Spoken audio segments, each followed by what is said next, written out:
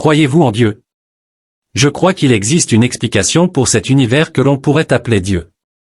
Partout dans le monde, il y a une tendance commune, des jeunes enfants grandissent dans l'église pour ensuite s'en éloigner peu après le lycée. C'était vrai pour de nombreuses personnes, y compris l'homme le plus riche du monde, Elon Musk. Comme beaucoup de gens aujourd'hui, il a grandi dans l'église mais s'en est détourné en vieillissant. Cependant, un événement récent dans une église locale a tout changé, menant à sa déclaration publique surprenante en tant que chrétien qui croit désormais en Dieu. Que lui est-il arrivé et quels événements ont conduit à ce moment décisif? Rejoignez-nous pour découvrir le miracle dont il a été témoin et qui a transformé sa vie à jamais. Début difficile. L'histoire d'Elon avec la religion est compliquée, marquée par de nombreux moments d'illumination et de difficultés, et par l'augmentation de la nature séculière de la société. Pour la plupart des gens, il faut quelque chose pour combler ce vide intérieur. Né dans une famille relativement aisée en Afrique du Sud, l'enfance du futur milliardaire a été un mélange de privilèges et de défis. Son père, Elon Musk, avait réussi en tant qu'ingénieur mécanique, pilote et marin. Sa mère, May Musk, était un célèbre mannequin et diététicienne. Peu après sa naissance, le futur milliardaire a été baptisé et élevé comme anglican, mais il n'était en aucun cas un chrétien pratiquant. La chose la plus régulière qu'il faisait à l'église était de participer aux séances de l'école du dimanche avec les autres enfants du quartier. L'église était davantage une routine, une corvée hebdomadaire à surmonter. Cependant, comme tous les enfants de l'église, il s'est rapidement habitué aux doctrines et traditions de base, devenant familier avec les histoires populaires des plus grands héros et légendes des Écritures. Il avait une compréhension correcte des enseignements et valeurs chrétiennes et appréciait parfois la compagnie de ses camarades à l'école du dimanche. Mais c'est là que les choses se compliquent. Il se trouve que de nombreux partenaires de la firme d'ingénierie de son père étaient juifs, et Elon fréquentait une école maternelle juive tout en assistant au service de l'église anglicane de son quartier. Cette diversité a exposé le jeune Elon à différentes perspectives religieuses, le poussant à considérer les croyances et pratiques religieuses comme des réalités subjectives sans conséquences à long terme. Point assez normal pour un jeune garçon, mais non sans défi. Il était assez évident à ce moment-là qu'Elon était différent des autres enfants. Il avait une obsession inhabituelle pour la lecture, se focalisait sur des détails minutieux et corrigeait tout le monde lorsqu'ils essayaient de lui parler amicalement. Pourtant, sa famille était toujours là pour le soutenir, ou plus précisément sa mère, mais elle était toujours présente pour Elon, lui montrant tout l'amour possible. Son père, cependant, était une toute autre histoire. Il semblait que le vieil homme était trop occupé pour passer du temps avec son fils, n'apparaissant que rarement aux événements importants qui comptaient pour Elon. Sa mère compensait autant qu'elle le pouvait, mais le besoin croissant d'une figure paternelle stable devenait évident au fil des années. Avec des frères et sœurs parfois agaçants, la dynamique familiale était difficile mais pas insupportable. C'était vrai du point de vue d'Elon, mais pas pour tout le monde. Contrairement à ce qu'il pensait, ses parents peinaient à maintenir leur relation, et les problèmes croissants entre eux atteignaient un point de rupture.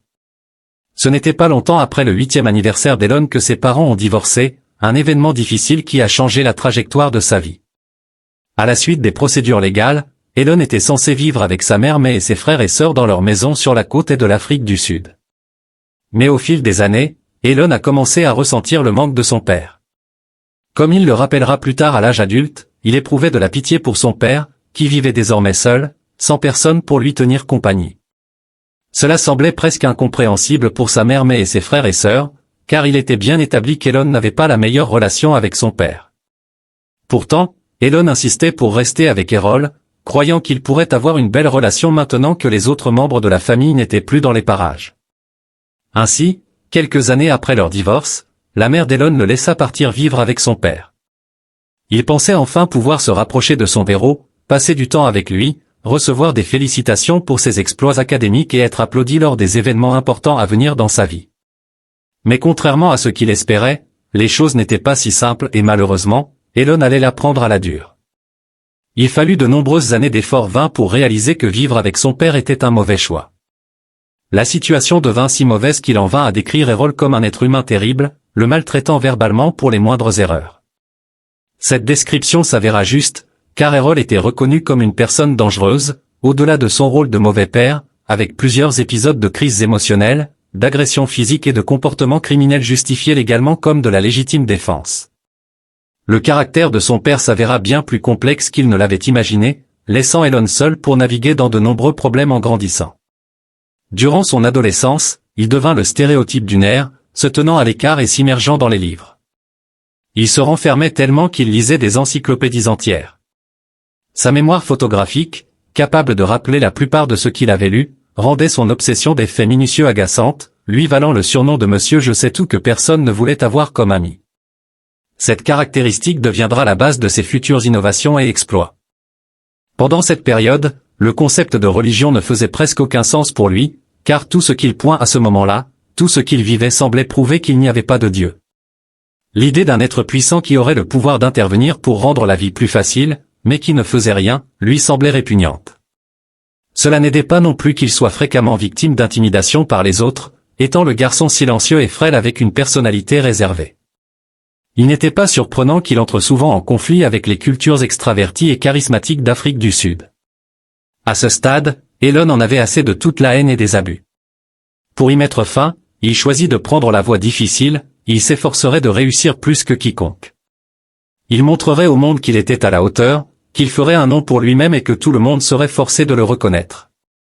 Sans Dieu, sans père et sans amis, Elon était déterminé à prouver sa valeur au monde, et comme nous le verrons, il devint très doué pour cela. Quand tout va bien. Déterminé à se faire un nom, Elon se lança dans des projets ambitieux avec tout ce qu'il avait appris.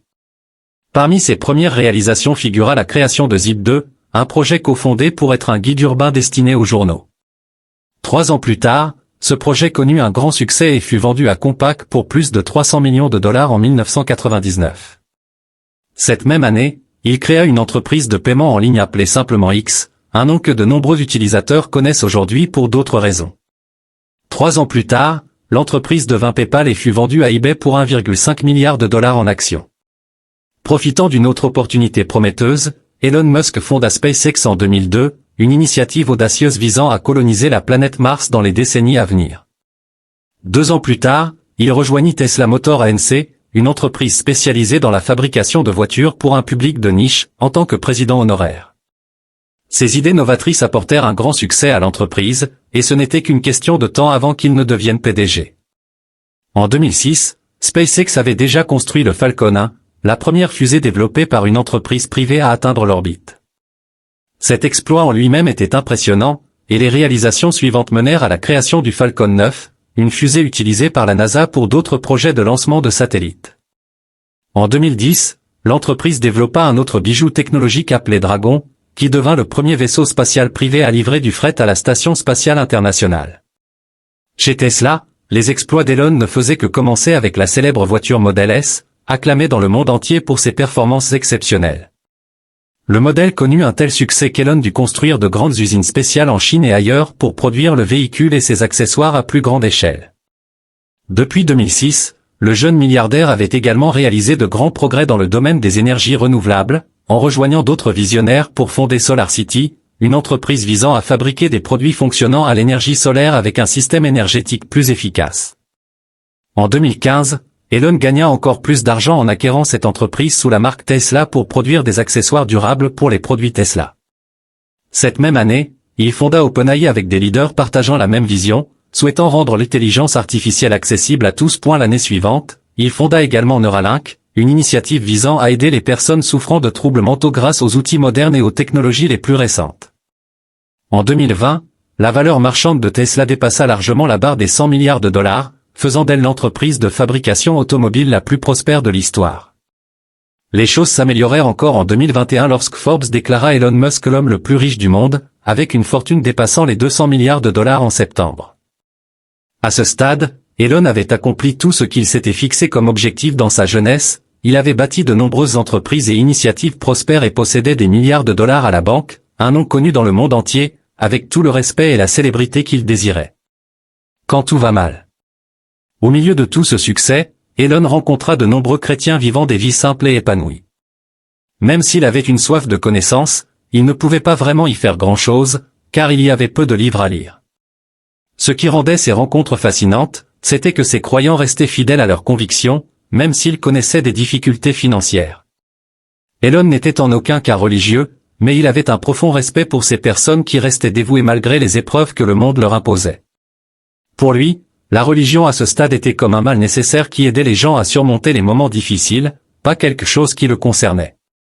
Après tout, il était l'homme le plus riche du monde. Cependant, la vérité est que le mois suivant marqua le début de nombreux problèmes. Cela commença par une chute brutale de l'action de Tesla à la fin du mois de novembre. À ce moment-là, Elon devenait de plus en plus arrogant, faisant des déclarations controversées sur Twitter qui ternirent son image de marque. Lorsque les propriétaires de Twitter estimèrent qu'il allait trop loin avec ses actions sur leur plateforme, Elon répondit en annonçant publiquement son intention d'acheter la société. Beaucoup pensaient que c'était impossible, jusqu'à ce qu'en avril 2022, Elon achète effectivement la plateforme pour 44 milliards de dollars.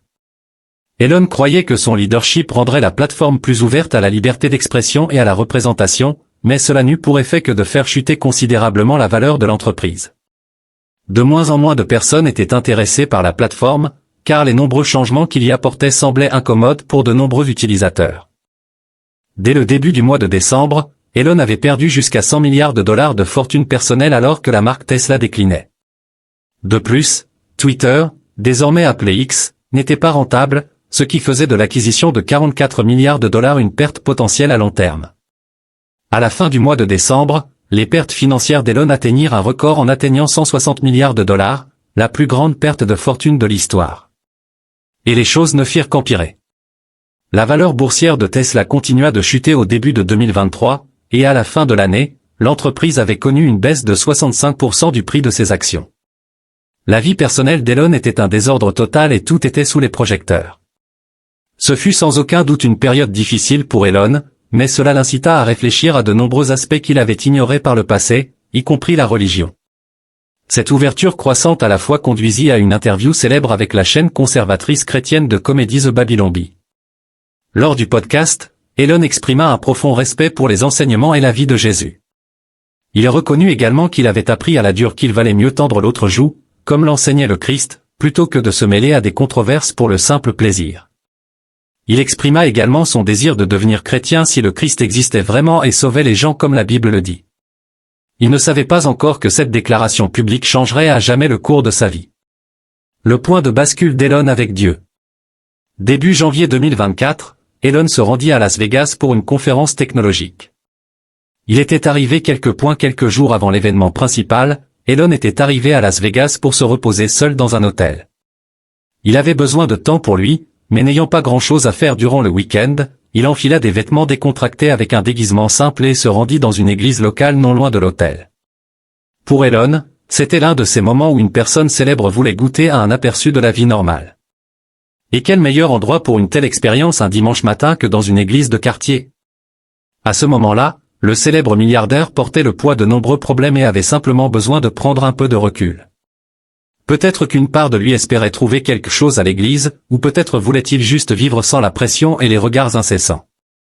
Il s'assit sur un banc à l'arrière et, peu après, la congrégation se leva pour chanter un hymne. Une fois le chant terminé, un jeune homme fut invité sur scène pour partager son expérience de comment Dieu avait transformé sa vie. Ce jeune homme raconta une histoire inspirante qui reflétait beaucoup des luttes qu'Elon traversait. Selon son témoignage, le jeune homme avait tout perdu au point de penser que sa vie telle qu'il la connaissait était terminée. Mais après avoir décidé de vivre pour le Christ, tout changea en 14 mois. L'histoire fut accueillie par des applaudissements et des acclamations enthousiastes de l'assemblée, avec de nombreuses personnes levant les mains et remerciant Dieu. D'une certaine manière, Elon ressentit à ce moment-là que Dieu lui parlait à travers cet homme.